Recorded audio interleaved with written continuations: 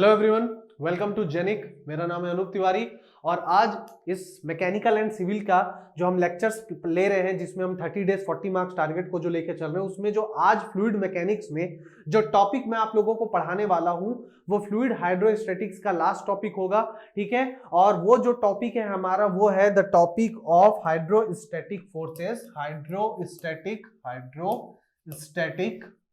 Forces, ठीक है, hydrostatic forces on curved lamina. यहां पर आज मैं आप लोगों को जो पढ़ाने वाला हूं वो मैं आप लोगों को पढ़ाऊंगा कर्व्ड लैमिना पर लगने वाले हाइड्रोस्टैटिक फोर्स के कॉन्सेप्ट के बारे में।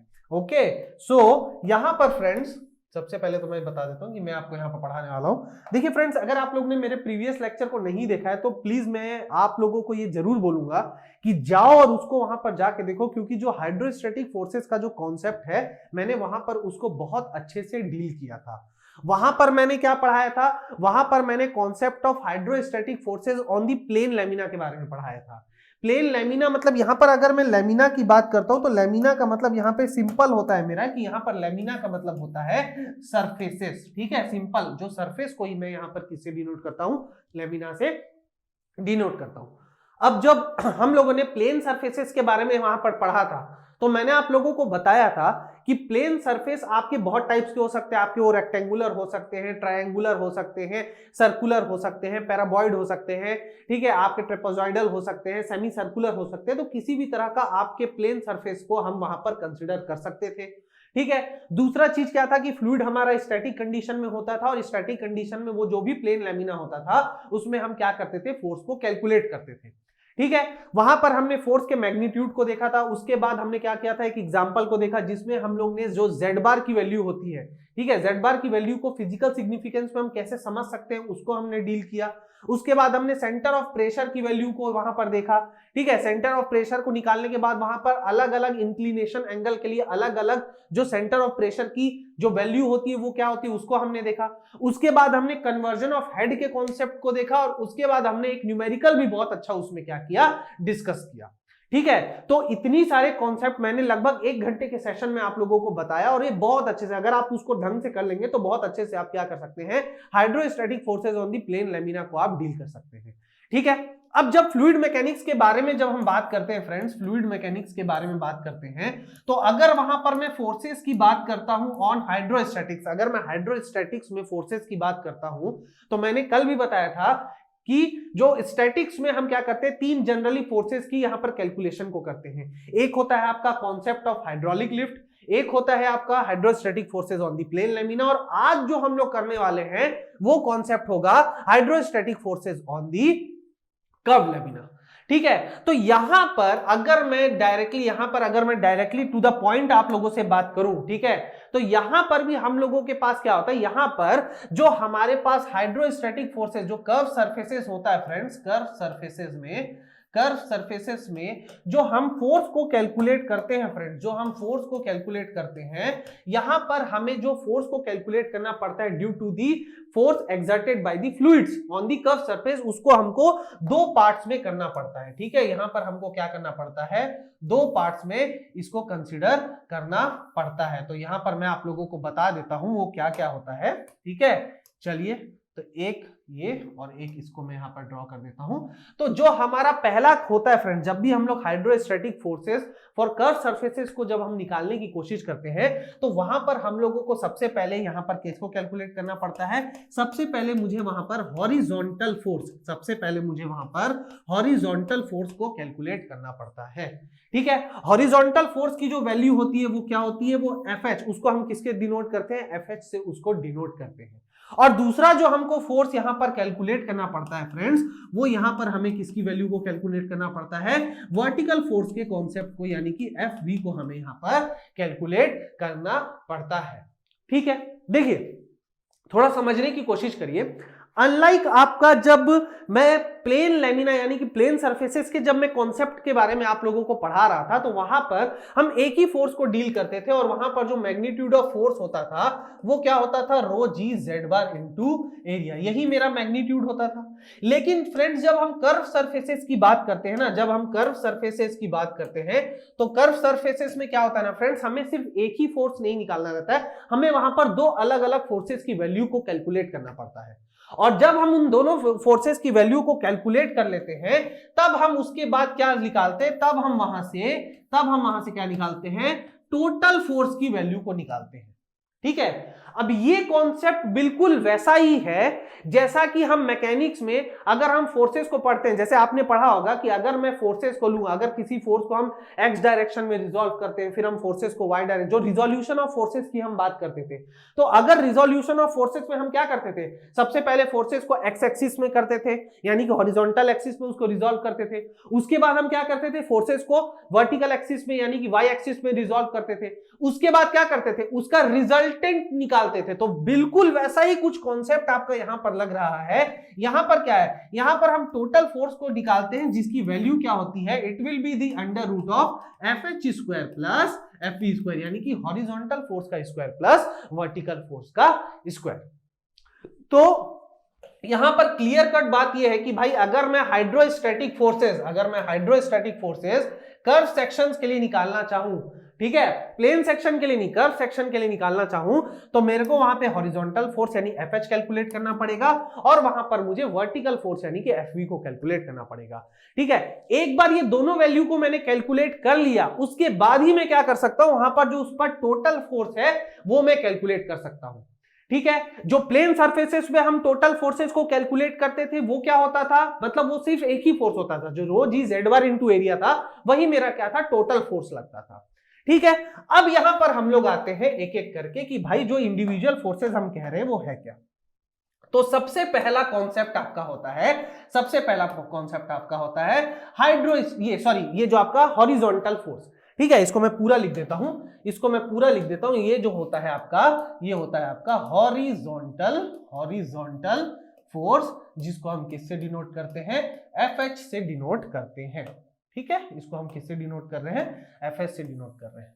ठीक है, अब ये जो हॉरिजॉन्टल फोर्स होता है फ्रेंड्स, ये जो हॉरिजॉन्टल फोर्स होता है, इस हॉरिजॉन्टल फोर्स की जो वैल्यू होती है वो क्या होती है, मैं डायरेक्ट यहां पर लिख देता हूं। हॉरिजॉन्टल फोर्स एफएच की जो वैल्यू होती है वो होती है rho G Z bar into A P. चलिए इसको भी मैं समझा देता हूं। ठीक है, ये आपका क्या होता है, ये मैग्नीट्यूड होता है। अब इस फॉर्मूला को जब आप लोग पढ़ेंगे तो आपको लगेगा सर ये तो बिल्कुल प्लेन लेमिना जैसा फॉर्मूला है। यस, ये बिल्कुल प्लेन लेमिना वाला ही फॉर्मूला है, लेकिन यहां पर एक टर्म चेंज हो जाता है। वो क्या चेंज हो जाता है मैं बता देता हूं। सबसे पहले तो ये क्योंकि एक फोर्स है, इसलिए इसका जो ऐसा यूनिट होगा वो क्या होगा, वो होगा न्यूटन। वो क्या होगा, न्यूटन होगा। दूसरा क्या है, यहां पर जो रो है, रो क्या होता है, डेंसिटी ऑफ द फ्लूइड होती है। हम सबको पता है ये क्या होती है, ये होती है आपकी डेंसिटी ऑफ द फ्लूइड। और इसका जो ऐसा यूनिट होता है वो क्या होता है, केजी पर मीटर क्यूब होता है कि नहीं होता है, ये मेरा डेंसिटी होता है। उसके बाद आपका क्या होता है, उसके बाद आपका जी होता है। जी की वैल्यू क्या होती है, हम सबको पता है जी जो होता है वो एक्सेलरेशन ड्यू टू ग्रेविटी होता है। एक्सेलरेशन ड्यू टू ग्रेविटी का मतलब ये है कि जिस एक्सेलरेशन से पृथ्वी हम सबको अपने सेंटर की तरफ खींचती है, तो वो जो एक्सेलरेशन हम पर अप्लाई करती है उसी को कहते हैं एक्सेलरेशन ऑफ ग्रेविटी। और इसकी वैल्यू क्या होती है, 9.81 मीटर पर सेकेंड स्क्वायर।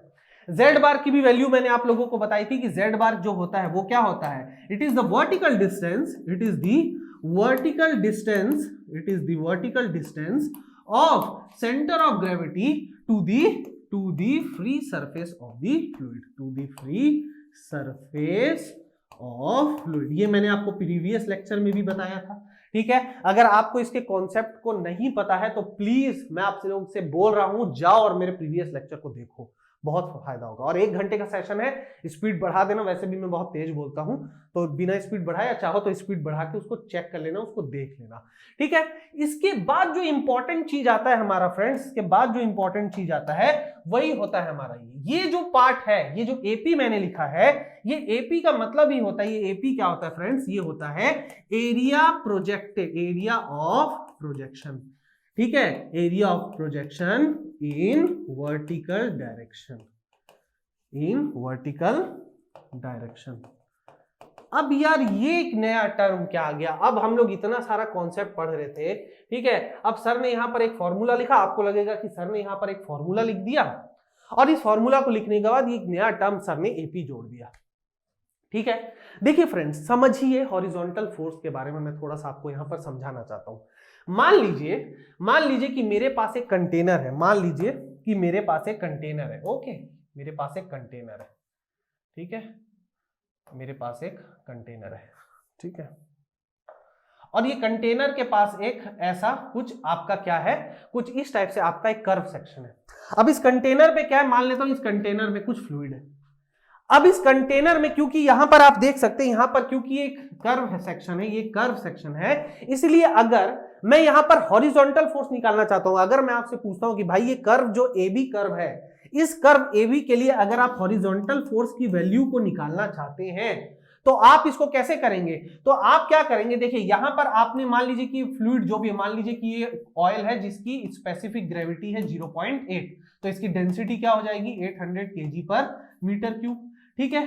उसके बाद मैंने क्या बोल दिया, मैंने यहां पर बोल दिया कि मान लीजिए कि भाई ये यहां तक हाइट है 2 मीटर और ये जो आपका रेडियस है, ये जो आपका रेडियस है, ये रेडियस है आपका 1 मीटर। भाई क्योंकि ये कर्व सेक्शन, तो कर्व सेक्शन है तो उसका कर्वेचर का कुछ ना कुछ रेडियस होगा, ठीक है। और इसकी विड्थ को मैं मान लेता हूं, इसकी कुछ अपनी विड्थ होगी, ठीक है, इसकी विड्थ को मैं W मान लेता हूं, इसकी विड्थ को मैं क्या मान लेता हूं, W मान लेता हूं। तो अगर मैं वहां पर हॉरिजॉन्टल फोर्स को कैलकुलेट करना चाहता हूं तो वहां पर हॉरिजॉन्टल फोर्स को कैलकुलेट करने के लिए यहां पर जो मैं फॉर्मूला अप्लाई कर रहा हूं, क्या अप्लाई कर रहा हूं, rho G Z bar into area of projection, ठीक है। डेंसिटी की वैल्यू आपको पता है 800 kg पर मीटर क्यूब, आपने वो वैल्यू पुट कर दिया। जी की वैल्यू 9.81 आपने पुट कर दिया। जेड बार की भी वैल्यू आप यहां से पुट कर सकते हैं। जेड बार क्या होगा, 2 मीटर प्लस इसका सेंटर ऑफ ग्रेविटी, यानी कि ये जो आपका क्वार्टर सर्कल है इसका आप सेंटर ऑफ ग्रेविटी यानी कि 1/2, यानी कि यहां पर जो जेड बार की वैल्यू होगी ये क्या हो जाएगी आपकी 2 + 1/2 मीटर हो जाएगी। लेकिन अगर मैं किसी कर्वेचर का, अभी मैं न्यूमेरिकल नहीं बना रहा हूं, जब मैं न्यूमेरिकल बनाऊंगा तो बहुत अच्छे से इसको डील करूंगा, न्यूमेरिकल भी मैं समझाऊंगा। लेकिन अगर मैं आपसे ये कहना चाहूं कि एक कर्वेचर जो है मेरे पास, ये कुछ इस टाइप का जो कर्वेचर है, अगर मैं इसका वर्टिकल डायरेक्शन पर प्रोजेक्टेड एरिया को कैलकुलेट करना चाहता हूं तो इसका वर्टिकल डायरेक्शन पर जो प्रोजेक्टेड एरिया आएगा वो कुछ इस जगह पे आएगा, ये होगा फ्रेंड्स, ठीक है। वो क्या होगा, ये होगा, ये इस टाइप से, ठीक है। अब यहां पर ध्यान से देखिए, अगर मैं कर्वेचर AB को कंसीडर कर रहा हूं तो कर्वेचर AB के लिए इसका जो वर्टिकल प्लेन होगा वो क्या होगा, इसका वर्टिकल प्लेन होगा AB' होगा कि नहीं होगा। और अगर मैं इस कर्वेचर के लिए area projection in the vertical direction लेना चाहूंगा तो मैं क्या लूंगा, मैं इसको ले लूंगा AB' इंटू विड्थ, ये मैं लूंगा, ठीक है। इसका मतलब यह है कि जब भी कोई भी कर्वेचर आपको दिया हो, कोई भी कर्व सेक्शन या कोई भी कर्व लेमिना आपको दिया हो, आपको उससे कोई मतलब नहीं होना चाहिए। जब आप हॉरिजॉन्टल फोर्स को कैलकुलेट करेंगे तो उस हॉरिजॉन्टल फोर्स के लिए जो एरिया जो आप निकालेंगे वो कौन सी एरिया होगा, वो प्रोजेक्टेड एरिया होगा वर्टिकल डायरेक्शन में, और उसकी वैल्यू क्या होगी, उसके प्रोजेक्टेड यानी कि उसकी वर्टिकल डिस्टेंस में उसकी जितनी प्रोजेक्शन हो रही है उसको उसके विड्थ से आप क्या कर देंगे, मल्टीप्लाई कर देंगे। बस इतनी सी बात आपको यहां हॉरिजॉन्टल फोर्स के कॉन्सेप्ट पर ध्यान रखनी है, ठीक है। तो एक फोर्स जो हमारा हॉरिजॉन्टल फोर्स होता है उसका फॉर्मूला क्या होता है, उसका फॉर्मूला होता है rho G Z bar into area of projection, और ये बिल्कुल वही होता है जैसा हम प्लेन सरफेस के लिए करते हैं, ठीक है। अगर आप इसको टेक्निकली समझेंगे, अगर आप इसको थोड़ा विजुअलाइज करेंगे तो आपको समझ में आ जाएगा कि एक्चुअली ये वही वैल्यू होती थी जो हम किसके लिए निकालते थे, जो हम प्लेन लेमिना, जो वर्टिकल डायरेक्शन में जो लेमिना होते थे उनकी जो वैल्यू, उन पे जो हाइड्रोस्टैटिक फोर्सेस की वैल्यू होती थी वो हम कैलकुलेट करते थे, बिल्कुल वही वैल्यूज इसकी आएगी। लेकिन यहां पर सिर्फ हॉरिजॉन्टल फोर्स निकालने से काम नहीं बनेगा, यहां पर जो दूसरा फोर्स मुझे निकालना पड़ेगा, यहां पर जो दूसरा फोर्स मुझे निकालना पड़ेगा वो फोर्स होगा आपका, वो आपका क्या होगा, वो आपका होगा वर्टिकल फोर्स, वो आपका क्या होगा, वर्टिकल फोर्सेस, वर्टिकल फोर्स, ठीक है। चलो, वर्टिकल फोर्स। अब ये जो वर्टिकल फोर्स है फ्रेंड्स, इसको हम लोग किससे डिनोट करते हैं, अभी मैंने थोड़ी देर पहले बताया था, इसको FV से डिनोट करते हैं, ठीक है।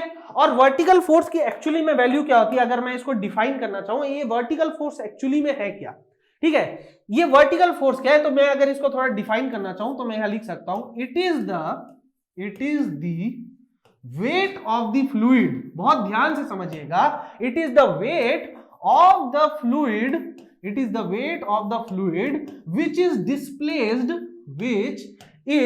डिस्प्लेस्ड, ठीक है, which is displaced by the curved section, which is displaced by the curved section, okay, up to the free surface of the fluid, up to the free surface of the fluid। ठीक है, यहां पर मैंने क्या लिखा, अगर मैं आप लोगों को कर्व्ड सेक्शन के लिए वर्टिकल फोर्स की वैल्यू निकालने को बोलता हूं, तो वो वर्टिकल फोर्स एक्चुअली में क्या होती है, वो उस फ्लूइड के वेट के बराबर होता है जो कि कर्व सेक्शन डिस्प्लेस करता है, कहां तक, up to the free surface of the fluid.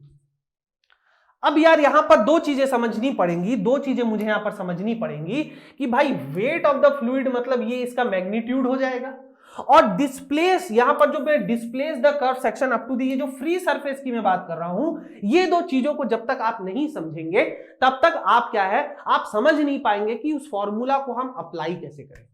तो देखिए मैं यहां पर क्या कर रहा हूं, मैं थोड़ा सा ऊपर जा रहा हूं और यहां पर देखिए मैं क्या कर रहा हूं, मैं यहां पर मैग्नीट्यूड लिख रहा हूं।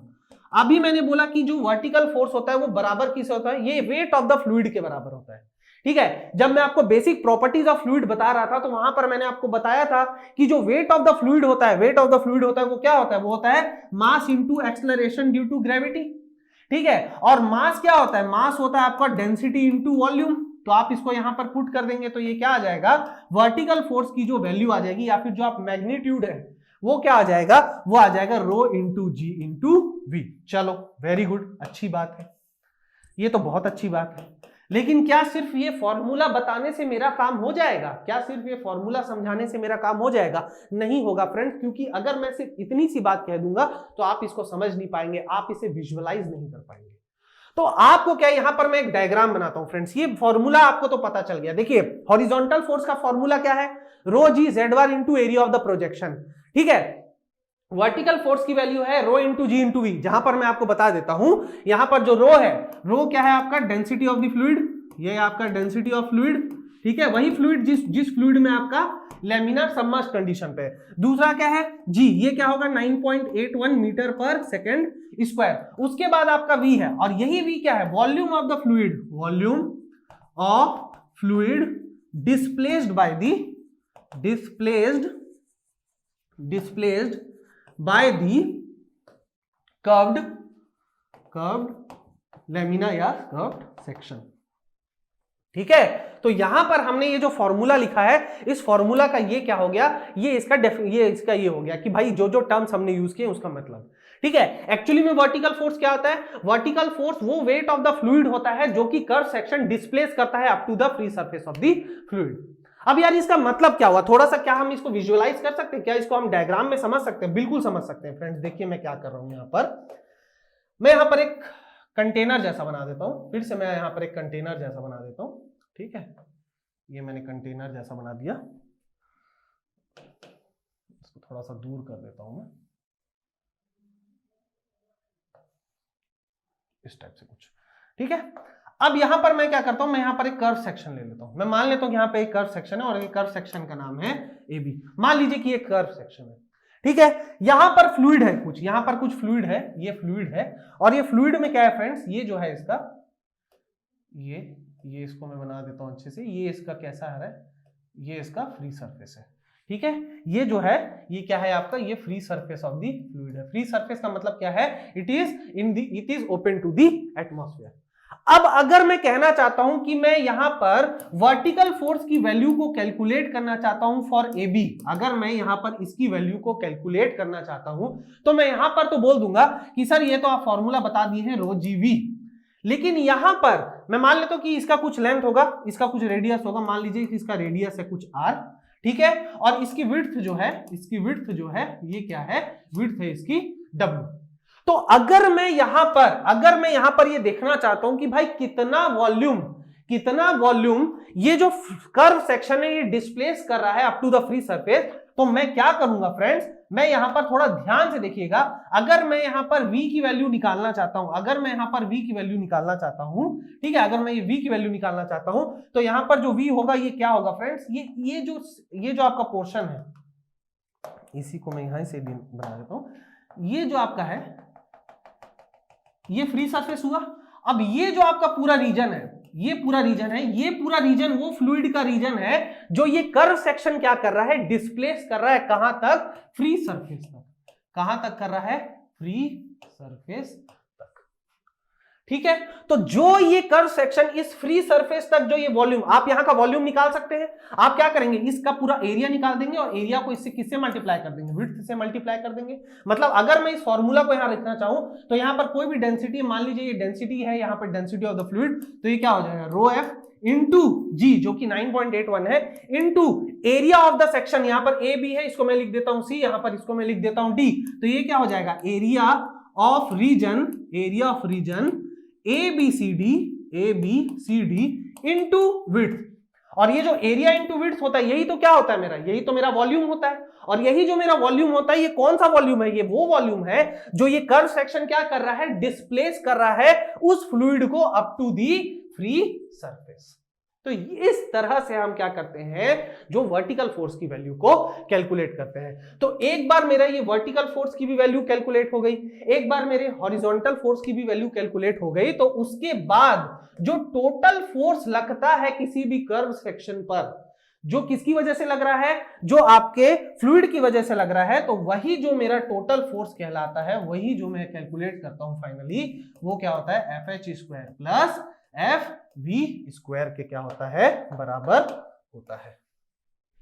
ठीक है, और इसका भी ऐसा यूनिट क्या होगा, इसका भी ऐसा यूनिट यहां पर न्यूटन ही होगा।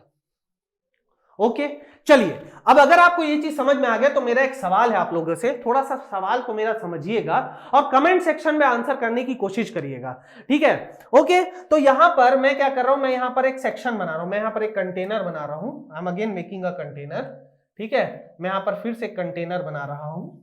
ठीक है, लेकिन इस कंटेनर पर मैं 3 अलग अलग सरफेस बना रहा हूं, 3 अलग अलग सरफेस। मैं ऐसा करता हूं, एक बार एक व्हाइट से बना देता हूं,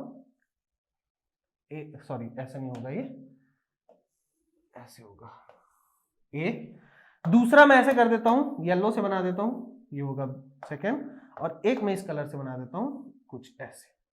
ठीक है, यहां पर क्या है, यहां पर मेरा कुछ फ्लूइड है। ठीक है, और ये फ्लूइड क्या है, यहां पर इसका ये क्या है, फ्री सरफेस है, ये free surface of the fluid है।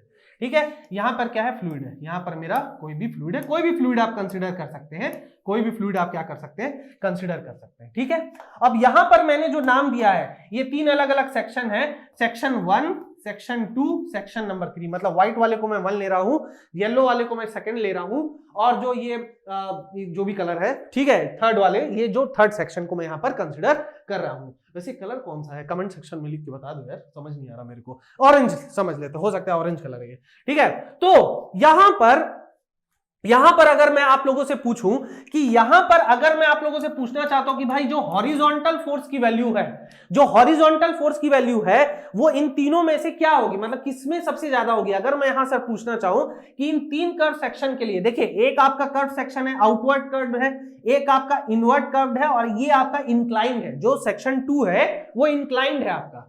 ठीक है, अब आप बोलेंगे सर इंक्लाइंड तो कर्व में नहीं आएगा, आता है, बिल्कुल आ सकता है, हम उसे बिल्कुल कंसीडर कर सकते हैं, मैं इस पे एक न्यूमेरिकल भी कराऊंगा आपको। लेकिन अभी मेरा सवाल यह है कि अगर मैं सेक्शन 1, 2, 3 के हिसाब से देखूं, या फिर मैं देखूं लूं कि आपका सेक्शन 1 या सेक्शन 2 या सेक्शन 3 में से जो हॉरिजॉन्टल फोर्स की वैल्यू होगी वो किसके लिए ज्यादा होगी, तो आप क्या करिए, 2 मिनट के लिए सोचिए, कमेंट सेक्शन में इसका लिख के बताइए।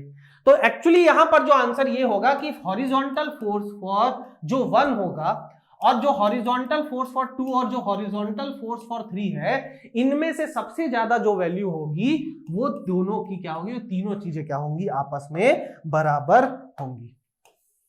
ये तीनों जो हॉरिजॉन्टल फोर्स की वैल्यू है ये क्या होगी, तीनों की बराबर होगी।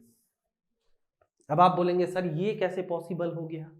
ठीक है, हमेशा कुछ ना कुछ नया बताते रहते हो, कंफ्यूज करते रहते हो। देखिए बेटा, यहाँ कंफ्यूजन की कोई बात नहीं है, मैं आप लोगों को थोड़ा सा समझाता हूं। मैंने अभी बोला कि हॉरिजॉन्टल फोर्स क्या होता है, rho G Z bar into area of projection. ठीक है। यहां पर अगर आप लोग ध्यान से देखेंगे तो रो यहां पर जो भी आप ले लीजिए, रो जो आपका रो ऑफ फ्लूइड है, जी आपकी वैल्यू 9.81 है। यहां पर टोटल हाइट आप कुछ भी एज्यूम कर दीजिए, मान लीजिए इसको h कर दीजिए, और यहां पर जो भी इसका वर्टिकल हाइट है इसको आप कैपिटल H कर दीजिए, इसको आप स्मॉल h कर दीजिए।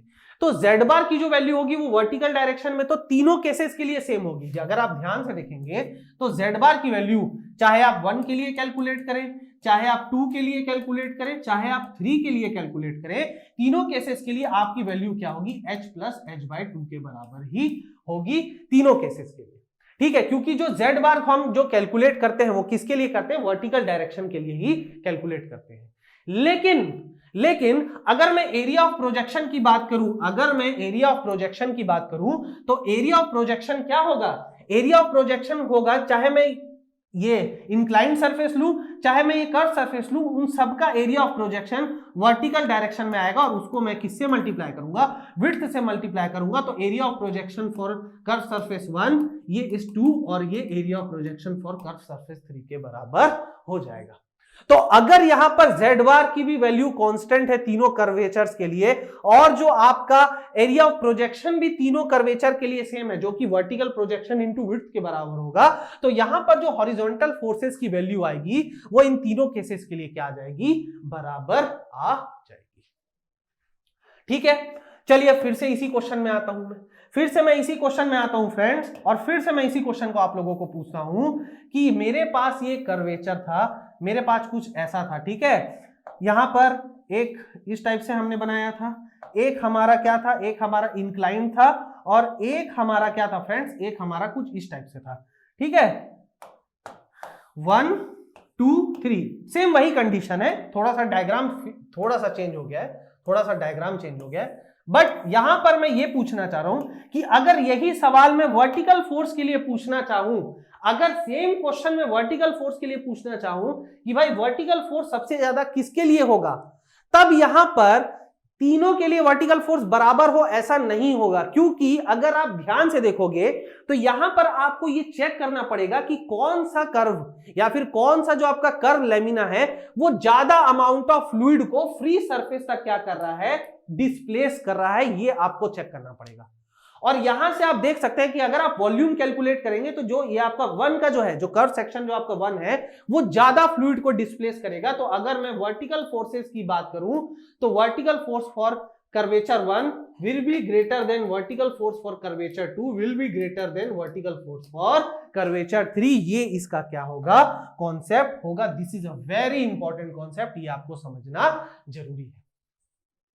ठीक है, क्योंकि अगर आप लोग ध्यान से देखो तो 1 जो है वो पूरा यहां पर देखिए, यहां पर पूरा यहां पर जो 1 है वो कितना कर रहा है, ये पूरा यहां तक डिस्प्लेस कर रहा है, और जो एरिया कंसीडर कर रहे हैं हम, जो एरिया कंसीडर कर रहे हैं ये पूरा यहां का एरिया कंसीडर कर रहे हैं। ठीक है, लेकिन अगर मैं 2 के लिए देखूंगा तो 2 के लिए इतना पोर्शन क्या होगा, इतना पोर्शन नेग्लेक्ट हो जाएगा, और 3 के लिए और इतना पोर्शन नेग्लेक्ट हो जाएगा, 3 के लिए तो और कम एरिया आ जाएगा। समझ में आ रहा है? तो इसीलिए क्या होता है कि जो जितना ज्यादा फ्लूइड को डिस्प्लेस करेगा फ्री सरफेस तक, वहां पर उसका वर्टिकल फोर्स भी क्या होगा, उतना ही ज्यादा होगा। तो इस कंडीशन पर जो 1 का वर्टिकल फोर्स है कंपेयर टू 2 एंड 3 वो सबसे ज्यादा होगा। सेकंड नंबर पे आपका लेमिना 2 और थर्ड नंबर पे क्या होगा, लेमिना 3 होगा। ठीक है, नाउ यहां पर सबसे इंपॉर्टेंट यहां पर है कि हम इसको न्यूमेरिकल्स फॉर्म पर सबसे अच्छे से समझें।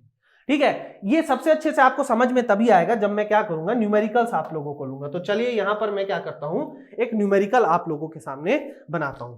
तो देखिए फ्रेंड्स, हम लोगों ने कर्व जो इंक्लाइंड सरफेसेस है उसके लिए हमने डायरेक्टली रो G Z bar into area हमने किया। तो मैं आपको एक क्वेश्चन यहां पर देता हूं, बहुत ही अच्छा क्वेश्चन है। ये मेरा एक कोई क्या है, यहां पर मेरा एक कंटेनर है और इस कंटेनर में एक फ्लूइड है। ठीक है, ये फ्लूइड जो है ये आपका वाटर है, ये फ्लूइड आपका क्या है, ये फ्लूइड आपका वाटर है। चलिए अच्छी बात है। ठीक है, ये जो लेंथ है ये यहां से लेकर यहां तक और ये यहां तक। ठीक है, और उसके बाद दूसरी लेंथ है यहां से लेकर, कुछ इस टाइप का क्वेश्चन मैंने पिछले क्लास में भी किया था। ठीक है, ओके, तो चलिए यहां पर इसको मैं थोड़ा सा सिंप्लीफाई कर देता हूं। ये 45 डिग्री है। ठीक है, ये 3 मीटर है। अब देखने से अब ये ज्यादा बड़ा दिख रहा है, ये छोटा दिख रहा है, पर दोनों की वैल्यू क्या है, 3 मीटर है। ठीक है, width of the tank, width कितना दिया गया है आपको, 2 मीटर आपको विड्थ ऑफ द टैंक दिया गया है।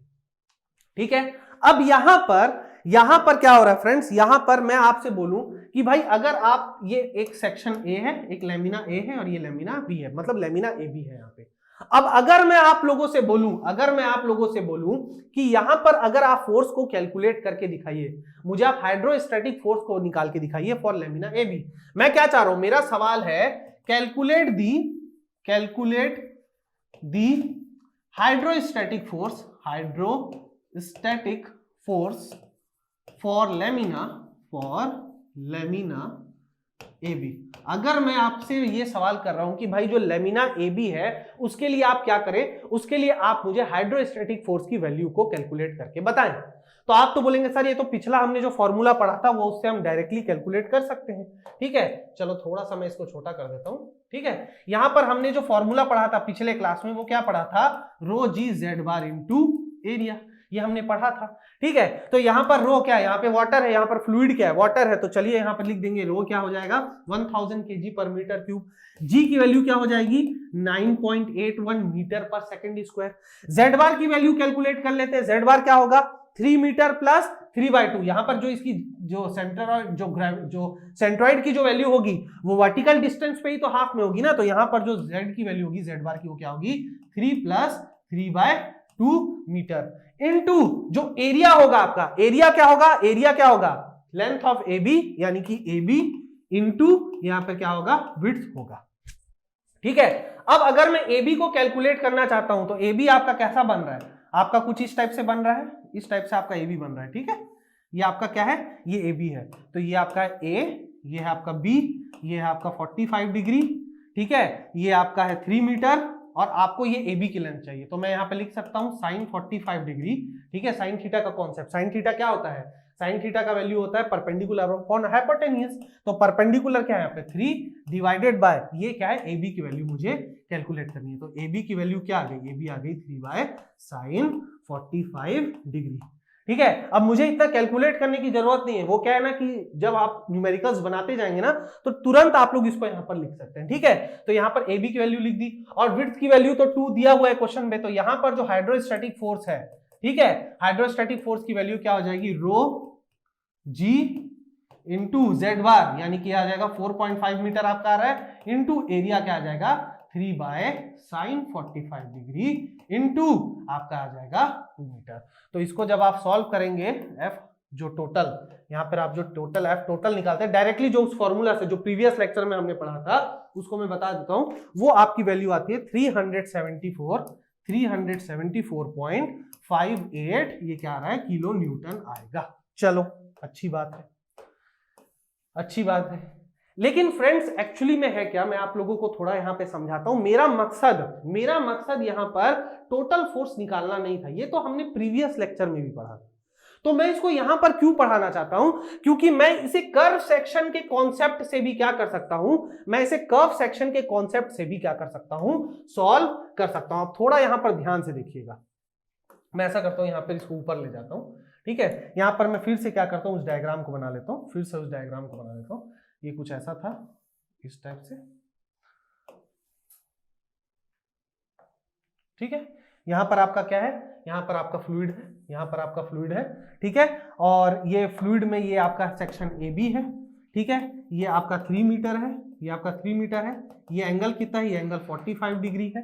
ठीक है, यहां से लेकर यहां तक भी ये जो लेंथ है ये कितना है, ये 3 मीटर है, और यहां पर कौन सा फ्लूइड है आपका, वाटर। अब मैं क्या कर रहा हूं, मैं इसे जो कर्व सेक्शन को जो मैंने कॉन्सेप्ट पढ़ाया है, कर्व सेक्शन के कॉन्सेप्ट से भी मैं क्या कर रहा हूं, यहां पर वही टोटल हाइड्रोस्टैटिक फोर्स की वैल्यू कैलकुलेट करूंगा, लेकिन मैं जिस भी तरीके से करूं मेरा आंसर का वैल्यू सेम आना चाहिए, ये बहुत जरूरी है। ठीक है, तो सबसे पहले क्या कैलकुलेट करते हैं, सबसे पहले हम लोग हॉरिजॉन्टल फोर्स को कैलकुलेट करते हैं। तो हॉरिजॉन्टल फोर्स की वैल्यू क्या आती है, rho G Z bar into area of projection, आती है कि नहीं आती है।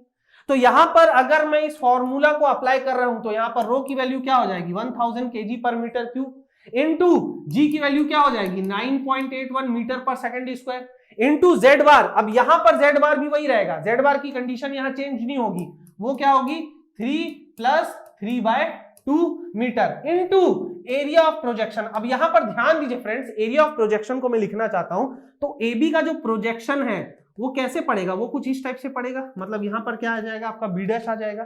तो ये क्या होगा, ये होगा आपका AB डैश इंटू विड्थ, और AB डैश की वैल्यू तो आपके पास है 3 मीटर, तो ये क्या हो जाएगी, ये वैल्यू हो जाएगी 1000 इंटू 9.81 इंटू 4.5 इंटू आपका क्या है 3 इंटू 2।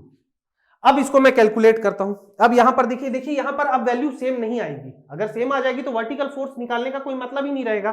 तो देखिए इसकी वैल्यू कितनी आती है, ये आपकी आएगी 9.81 इंटू 4.5 इंटू 6, 264.87 न्यूटन। ये मेरी किसकी वैल्यू है, ये मेरी हॉरिजॉन्टल फोर्स की वैल्यू है। हाइड्रोस्टैटिक्स में हॉरिजॉन्टल फोर्स की वैल्यू आई।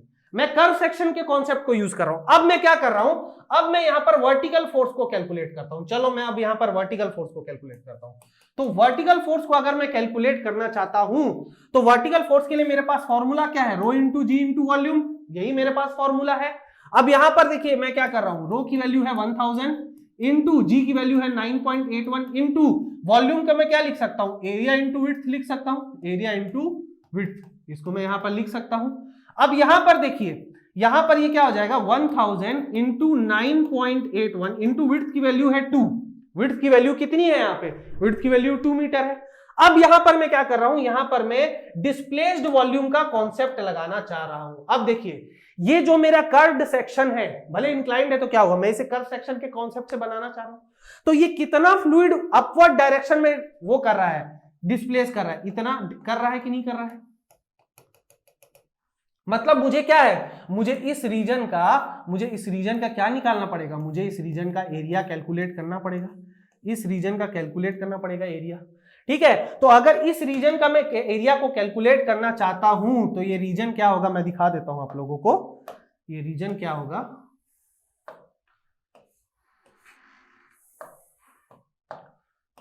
ये पूरा रीजन, इस रीजन का मुझे एरिया कैलकुलेट करना है। मतलब मैं क्या करूंगा, इस येलो रीजन का एरिया प्लस इस व्हाइट रीजन के एरिया को मैं क्या करूंगा, कैलकुलेट करूंगा।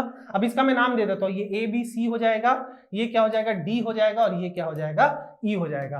तो यहां पर जो मैं एरिया ले रहा हूं, ये एरिया क्या होगा, area of ACD, area of ACED plus area of ACB plus area of ACB into बस एरिया ऑफ ACB, क्योंकि विड्थ को मैंने यहां पर क्या कर दिया है, मल्टीप्लाई कर दिया है। तो ये देखिए ये क्या हो जाएगा 1000 इंटू 9.81 इंटू विड्थ को मैंने कर दिया है इंटू, अब देखिए यहां पर इसका एरिया क्या होगा, ये पूरे का एरिया 3 इंटू 1, ये कितना है, ये 1 मीटर है, ये 1 मीटर है, तो ये क्या हो जाएगा, सॉरी ये 45 डिग्री है, और ये 3 मीटर है, तो ये भी कितना हो जाएगा, ज्योमेट्री से ये कितना हो जाएगा, ये भी कितना हो जाएगा 3 मीटर हो जाएगा।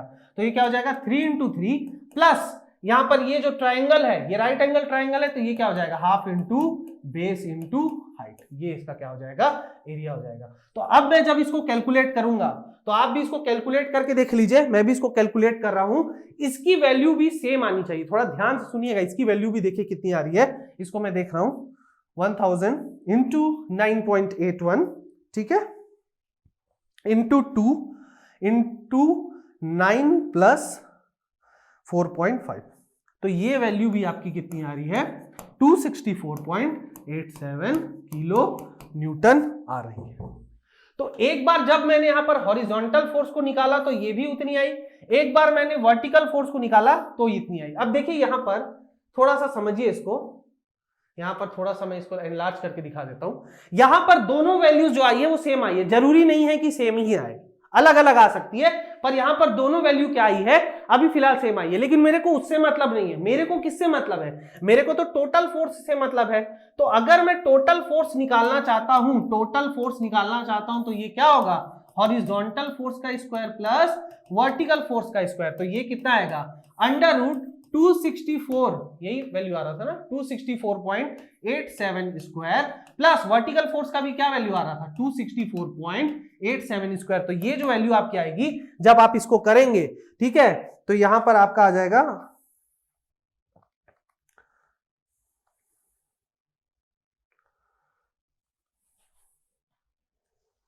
यहां पर जो आपका आंसर आ जाएगा 374.58 किलो न्यूटन ही आएगा।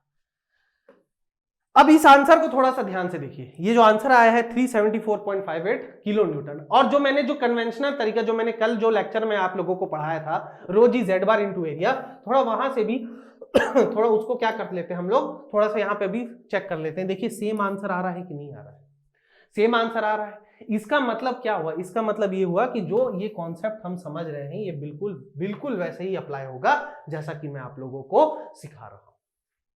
तो ये रहा इसका कॉन्सेप्ट, ठीक है। तो आई होप आप लोगों को ये समझ में आया होगा। लेकिन एक्चुअली में जब तक हम लोग कर्व सेक्शन का यहां पर क्वेश्चन नहीं करेंगे तब तक हम लोग क्या होता है इसको अच्छे से डील नहीं कर पाएंगे। इसलिए मेरे पास एक और न्यूमेरिकल है आप लोगों के लिए, और वो न्यूमेरिकल प्रॉपर कर्व सेक्शन के लिए है, तो मैं उसमें सिखा सकता हूं कि वहां पर आप क्वेश्चन को कैसे बना सकते हैं। तो चलिए मैं आप लोगों को यहां पर क्वेश्चन देने की कोशिश करता हूं, ठीक है। कोशिश करिएगा कि आप लोग ये क्वेश्चन बना पाए, ठीक है।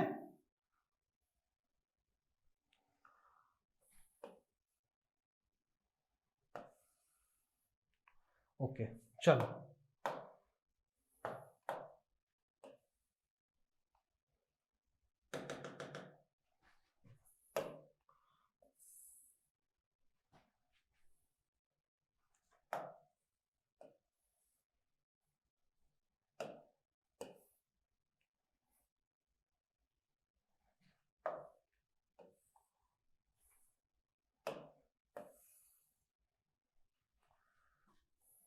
ये आप लोगों के पास एक free surface of the fluid है, ये आप लोगों के पास free surface of the fluid है, ठीक है। इसको मैं नाम दे रहा हूं, इसको मैं नाम दे रहा हूं ए बी, इसको मैं नाम दे रहा हूं ए बी, ठीक है।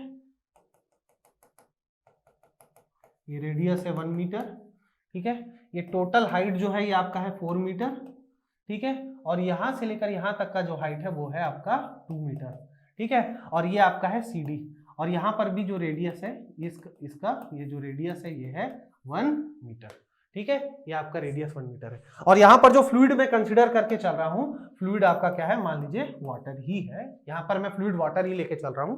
और मेरा सवाल ये है आप लोगों से, मेरा सवाल ये है कि यहां पर जो मैं फ्लूइड जो कर्व सेक्शन लेके चल रहा हूं, यहां पर मुझे क्या निकालना है, total hydrostatic forces. I need to calculate the value of total hydrostatic forces. यहां पर मैं टोटल हाइड्रोस्टैटिक फोर्सेस की वैल्यू को क्या करना चाहता हूं, कैलकुलेट करना चाहता हूं। तो उस केस में आप क्या करेंगे, उस केस में तो सबसे पहले यहां पर जो दो अलग अलग कर्व सेक्शन है उसको मुझे नोट करना पड़ेगा। तो यहां पर दो कर्व सेक्शन कौन कौन से हैं, एक आपका कर्व सेक्शन है ए बी और दूसरा आपका कर्व सेक्शन क्या है, सी डी। तो इंडिविजुअली दोनों के लिए हम लोगों को क्या करना पड़ेगा, कैलकुलेट करना पड़ेगा। तो यहां पर सबसे पहले देखिए, सबसे पहले मैं क्या करता हूं, ए बी के लिए कंसीडर करता हूं। First I am calculating for A B. अब यहां पर अगर मैं ए बी के लिए कर रहा हूं तो मैं सबसे पहले क्या करूंगा, हॉरिजॉन्टल डायरेक्शन में फोर्स की वैल्यू को कैलकुलेट करूंगा।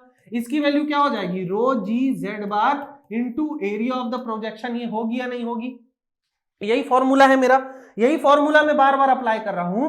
तो यही फॉर्मूला मैं किसके लिए लगाऊंगा, यही फॉर्मूला में लगाऊंगा। तो अगर ये फॉर्मूला में लगा रहा हूं तो यहां पर देखिए क्या होगा, फोर्स क्या होगा, हाइड्रोस्टैटिक फोर्स, इसकी वैल्यू होगा 1000 इंटू 9.81 इंटू यहां पर जेड बार की वैल्यू देखिए, ये जेड बार की वैल्यू क्या होगी 2 प्लस यहां तक इसकी वैल्यू क्या है, ये यहां तक है 3 मीटर, ये यहां तक कितना है 3 मीटर, और यहां पर क्या है, ये टोटल कितना है 1 मीटर है। तो यहां पर अगर आप जेड बार की वैल्यू लिखना चाहेंगे तो ये क्या होगा 2 प्लस 3 प्लस 1/2, ठीक है। यहां पर क्या हो जाएगा 2 प्लस ये लेंथ प्लस इसका half into area of projection. तो एरिया ऑफ प्रोजेक्शन यहां पर क्या है, विड्थ आप कुछ भी ले लीजिए, मैं यहां पर ऐसा कर लेता हूं कि विड्थ की वैल्यू को मैं यहां पे 1 मीटर ले लेता हूं। तो यहां पर इजी कैलकुलेशन हो जाएगा आपका। तो ये आपका क्या हो जाएगा 1 इंटू 1, क्योंकि इसका जो वर्टिकल प्रोजेक्शन है, ये वर्टिकल प्रोजेक्शन जो है, इस वर्टिकल प्रोजेक्शन की जो लेंथ है वो 1 मीटर है, और उसको मैंने किससे मल्टीप्लाई किया, विड्थ से मल्टीप्लाई किया, क्योंकि मुझे एरिया कैलकुलेट करना है। तो यहां पर जब आप इसको देखेंगे, जब आप इसको कैलकुलेट करेंगे फ्रेंड, तो इसकी जो वैल्यू आएगी मैं बता देता हूं आप लोगों को। हाँ पहले मैं इसको पूरा लिख देता हूं, ये क्या आएगी 1000 इंटू 9.81 इंटू, अब ये कितना हो गया 5.5, ये कितना हो गया 5.5 मीटर इंटू 1। तो ये जो वैल्यू आ रही है आपकी, ये जो वैल्यू आपकी आ रही है 53.955 किलो न्यूटन। ये आपकी किसकी वैल्यू आ गई? ये तो आपकी आ गई हॉरिजॉन्टल फोर्स की। ये आपकी किसकी वैल्यू आ गई? हॉरिजॉन्टल फोर्स की वैल्यू आ गई।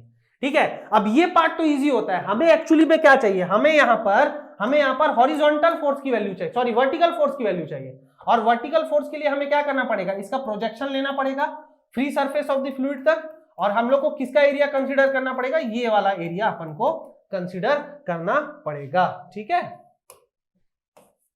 ये वाला एरिया हमको क्या करना पड़ेगा? कंसीडर करना पड़ेगा। ठीक है, तो अगर मैं यहां पर वर्टिकल फोर्स की वैल्यू को निकालना चाहता हूं तो वर्टिकल फोर्स क्या होगा? रो इंटू जी इंटू वी होगा। अब यहां पर देखिए ये क्या हो गया? 1000 इंटू 9.81 इंटू विड्थ। विड्थ मैंने कितना ले लिया है? 1 ले लिया है। इंटू एरिया अब मैं कंसीडर कर रहा हूं, तो अब यहां पर एरिया क्या होगा? ये पूरे रेक्टेंगल का एरिया माइनस ये जो आपका क्वार्टर सर्कल है उसका एरिया। तो रेक्टेंगल का एरिया कितना होगा? 6 इंटू 1, ये क्या हो जाएगा? 6 इंटू 1 माइनस क्वार्टर। एक सर्कल का एरिया क्या होता है? पाई आर स्क्वायर होता है। सर्कल का एरिया क्या होता है? पाई आर स्क्वायर।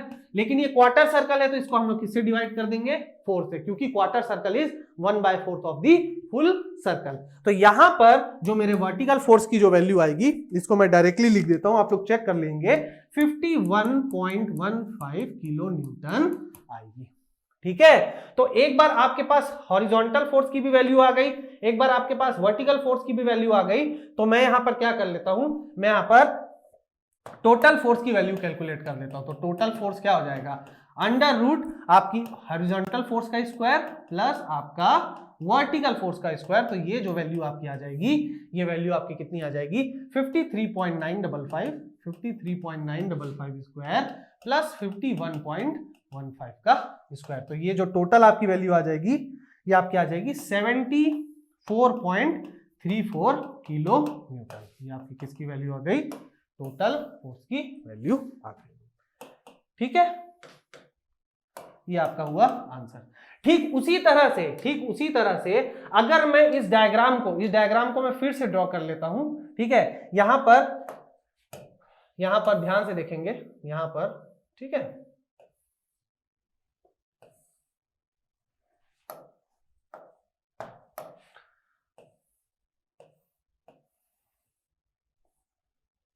कुछ इस टाइप से था ये। ठीक है, अभी मैं इसको रफली बना रहा हूं।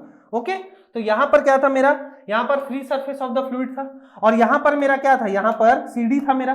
तो यहां पर अगर मेरा सीडी था और ये रेडियस की भी वैल्यू क्या थी मेरी? ये रेडियस की भी वैल्यू मेरी 1 मीटर थी। तो यहां पर भी मैं क्या करता हूं? यहां पर भी मैं हॉरिजॉन्टल एंड वर्टिकल फोर्स की वैल्यू को निकालूंगा। तो अगर मैं यहां पर हॉरिजॉन्टल एंड वर्टिकल फोर्स की वैल्यू को निकालना चाहता हूं, तो ये वैल्यू थी मेरी 2 मीटर, ये वैल्यू थी मेरी 4 मीटर, और यहां पर भी ये जो वैल्यू थी, ये मेरी रेडियस कितनी थी? 1 मीटर। ठीक है, ये 1 मीटर। तो अगर मैं इस डायग्राम के लिए हॉरिजॉन्टल फोर्स की वैल्यू निकालना चाहता हूं, तो ये भी बहुत इजी है। हॉरिजॉन्टल फोर्स फॉर सीडी अगर मैं कैलकुलेट कर रहा हूं तो क्या हो जाएगा? Rho G Z bar into area of projection. ठीक है, तो ये क्या हो जाएगा? 1000 इंटू 9.81 इंटू, अब देखिए यहां पर अगर मैं जेड बार की वैल्यू निकालना चाहता हूं तो जेड बार की वैल्यू क्या होगी? 2 प्लस 1/2, क्योंकि यहां पर फ्री सरफेस, मुझे क्या है? Free surface of the fluid से जेड बार की वैल्यू को कैलकुलेट करनी है। तो 2 plus 1/2 into area of projection. Area of projection यहां पर अगर मैं सीडी का प्रोजेक्शन वर्टिकल डायरेक्शन पे लूं तो ये कितना होगा? 1 मीटर होगा, और विड्थ कितना है? 1 मीटर। तो ये क्या हो जाएगा? 1 इंटू 1। तो अगर आप इसको कैलकुलेट करेंगे तो इसकी भी वैल्यू मैं आप लोगों को बता देता हूं। इसकी वैल्यू आएगी 24.525 किलो न्यूटन। ठीक है, और अब मैं क्या कर रहा हूं? वर्टिकल फोर्स निकालना चाहता हूं। अब यहां पर एक इंटरेस्टिंग चीज होगा फ्रेंड्स, थोड़ा ध्यान देखिए। अगर मैं वर्टिकल फोर्स निकालना चाहता हूं तो यहां पर मेरे पास फॉर्मूला तो है rho into G into volume. ये मेरे पास क्या है? फॉर्मूला है।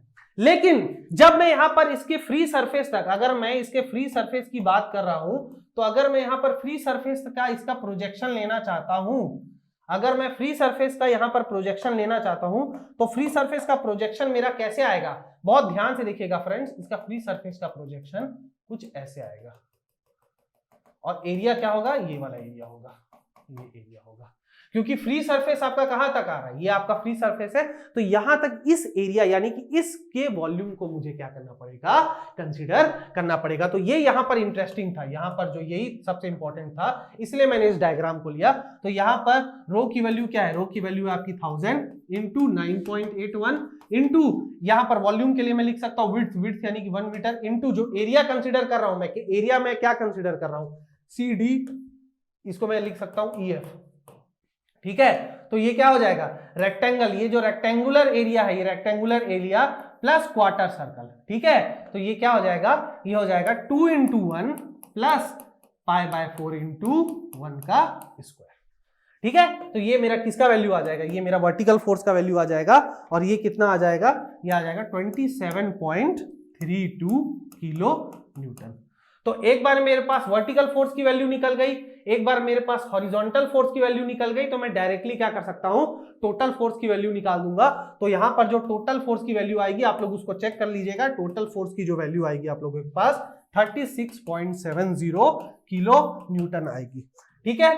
तो यहां पर सबसे इंपॉर्टेंट ये था कि जो मैंने इस कर्व सेक्शन को कंसीडर किया, थोड़ा सा ध्यान से देखिएगा, यहां पर जो ये कर्व सेक्शन था, इस कर्व सेक्शन का भी मुझे प्रोजेक्शन लेना था। अब इसका प्रोजेक्शन कुछ स्टूडेंट लोग इस टाइप से ले लेते हैं, ऐसे ले लेते हैं, ये एरिया को कंसीडर करते हैं, इसको ऐसे मत करिएगा, बहुत ध्यान से समझिए कि जो मैं ये कॉन्सेप्ट बता रहा हूं आपको कर्व सेक्शन का, तो कर्व सेक्शन में जो आप जो फ्लूइड का डिस्प्लेसमेंट लेते हैं वो कहां तक लेते हैं, free surface of the fluid तक लेते हैं, और free surface of the fluid यहां पर है आपका, ठीक है। तो ये जो वॉल्यूम आप कंसीडर करेंगे वो फ्री सरफेस तक करेंगे। ये जो मैंने बनाया है ये इमेजिनरी वे में बनाया है, बट यहां पर जो कंसीडरेशन होगा वो इतना ही होगा, ठीक है। तो यहां पर मेरा क्या हुआ, वर्टिकल फोर्स की भी वैल्यू आ गई, हॉरिजॉन्टल फोर्स की भी वैल्यू आ गई, और टोटल फोर्स की भी वैल्यू मैंने क्या कर ली, यहां पर कैलकुलेट कर ली। अगर आपको ये सब कॉन्सेप्ट समझ में आ जाएंगे ना फ्रेंड्स, तो आप बहुत ज्यादा आसानी से क्या कर सकते हैं, जो hydrostatic forces on the curve surfaces की वैल्यू को आप क्या कर सकते हैं, कैलकुलेट कर सकते हैं, ठीक है। तो ये रहा मेरा concept regarding the hydrostatic forces on the curve surfaces. I hope आपको ये लेक्चर बहुत अच्छा लगा होगा, ठीक है। तो इसके बाद मैं क्या पढ़ाने वाला हूं, इसके बाद मैं कॉन्सेप्ट ऑफ बॉयंसी पढ़ाऊंगा आप लोगों को, ठीक है। वो भी एक बहुत इंटरेस्टिंग टॉपिक है। बॉयंसी में मैं आप लोगों को कुछ न्यूमेरिकल्स कराऊंगा, उसके फॉर्मूला को मैं कैसे डिराइव करा सकता हूं, वो सारी चीजें मैं क्या कराऊंगा, आप लोगों को इसमें पढ़ाऊंगा। तो आई होप आपको मेरा लेक्चर अच्छा लगा होगा। प्लीज मेरे लेक्चर को लाइक करो, शेयर करो, सब्सक्राइब कर दीजिए मैकेनिकल और सिविल वाले। और मैं आप लोगों को कह रहा हूं ना कि मैं यहाँ पर 15 से 16 दिन में, ठीक है, 15 से 16 दिन में मैं इसके सिलेबस को कंप्लीट करा दूंगा। तो आज आप लोगों का 5वां दिन है, आज शायद आप लोगों का 5th डे है, और यहां पर आपका फ्लूइड स्टैटिक्स लगभग खत्म होता है। अब यहां पर जो बॉयंसी एंड फ्लोटेशन का जो कॉन्सेप्ट है उसको मैं पढ़ाऊंगा, उसके बाद हम फ्लूइड काइनेमेटिक्स पर एंटर कर जाएंगे, ठीक है। तो ये रहा आज का वीडियो, आई होप आपको अच्छा लगा होगा। नेक्स्ट वीडियो में आपसे मुलाकात होगी, तब तक के लिए अपना ख्याल रखें। Thank you so much.